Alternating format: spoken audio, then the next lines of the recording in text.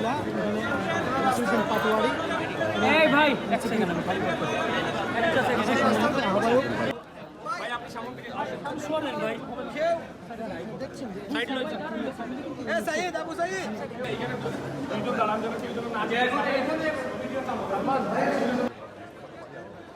আসনাদ আব্দুল্লাহ এখানে নাসিরুদ্দিন পাটোয়ারি এই ভাই এক সেকেন্ড আমি খালি করতে আহ্বায়ক আসসালামু আলাইকুম।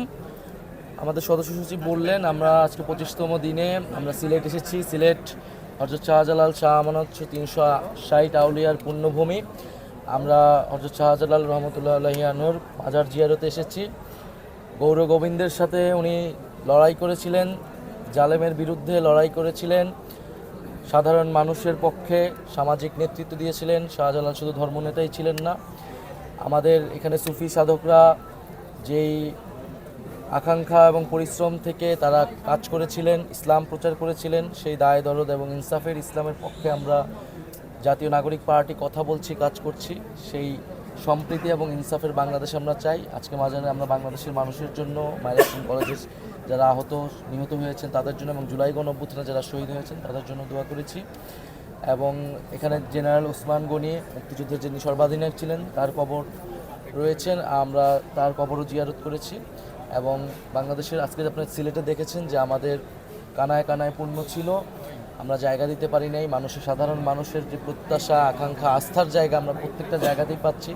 ইনশাল্লাহ আমরা সফলভাবে এই পদযাত্রা শেষ করে ঢাকায় 3রা আগস্ট আমাদের যে দাবি বিচার সংস্কার এবং নতুন সংবিধান এবং জুলাই ঘোষণাপত্র, সেই দাবিতে আমরা সফল হব বলে আশা ব্যক্ত করছি। 25তম দিনে এসে কিরকম মানুষের কাছ থেকে সাড়া পাচ্ছেন এনসিপির পক্ষে? আমরা তো সিলেটে ব্যাপক সাড়া পেয়েছি এবং সাধারণ প্রত্যেকটা জেলায়, উত্তরবঙ্গ থেকে দক্ষিণবঙ্গ, চট্টগ্রাম থেকে সিলেট, প্রত্যেকটা জায়গায় আমরা অভূতপূর্ব সাড়া পাচ্ছি। এবং অনেক জায়গায় বাধা বিপত্তি থাকলেও আমরা কিন্তু মানুষের বাধা বিপত্তি বাদ দিয়ে আমাদের কাছে আসছে। এবং ইনশাল্লাহ আমরা আশাবাদী যে আমরা যেই গতিতে এগোচ্ছি, 4 মাস 5 মাস বয়সে একটি রাজনৈতিক দল, আমাদের সেই সারা আমরা অব্যাহত থাকবে এবং দেশের মানুষের জন্য জুলাই গণঅভ্যুত্থানের আকাঙ্ক্ষা নিয়ে আমরা এগিয়ে যেতে পারি। শেষ প্রশ্ন একটা মাজার রিলেটেড আসে, দেশের বিভিন্ন মাজার ভাঙা নিয়ে আসলে অন্তর্বর্তী সরকারকে অনেকেই নানাভাবে আসলে আখ্যায়িত করার চেষ্টা করেন, কি বলবেন এই বিষয়ে, যেহেতু মাজার জিয়ারত এসেছেন? আমরা এদেশের যেই সংস্কৃতি, ইতিহাস, ইসলামী ঐতিহ্য রয়েছে তার প্রতি আমরা শ্রদ্ধাশীল। আমরা সরকার আইন শৃঙ্খলার বিভিন্ন জায়গায় সরকারের এই ব্যত্যয় ঘটেছে, সরকার এই আইন শৃঙ্খলার বিষয়টা সব কঠোর হবে, এটাই আমাদের প্রত্যাশা। এবং আমাদের এই ইতিহাস, সংস্কৃতি এবং ইসলামী ঐতিহ্য সেটাকে আমরা ধারণ করব, এই প্রত্যাশা আমরা করতেছি।